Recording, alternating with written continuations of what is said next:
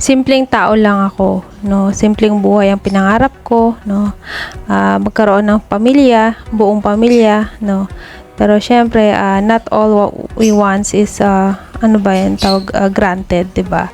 Ganun pa man, ayan, ito pa rin nagsusurvive, no? May mga sorrows, struggle sa buhay, pero andito pa rin, nakatayo, nakangiti, no? Sa harap at sa likod ng camera, no? Hanggat kaya kong tumayo sa sarili ko, tatayo ako at never akong matutumba, no, sa kahinaan, if ever man na may mga tao na nalalait o galit, no. Madalas naman nangyayari yun sa atin at I know na nakaka-relate sa atin ang ibang mga kababaihan na minsan is nadidiscriminate, no. At base na din sa pananamit, sa kilos, no, ganun sila kilalanin. It happens that on me, pero never kong ikinahiya o never akong nainis sa kanila, bagkus mas itinama ko pa ako ano yung mga mali na nakikita nila sa akin.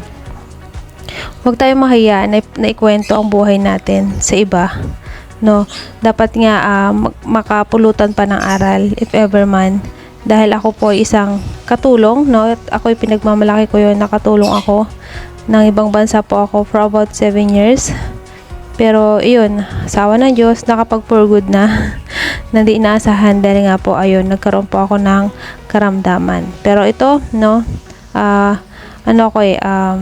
fighter, 'di ba? Never kong ininda ko ano yung mga sakit na meron ako. And I'm hoping, no, na kahit man na sa mga pamamaraan na alam ko at sa mga medisina na alam ko din is gagaling ako balang araw.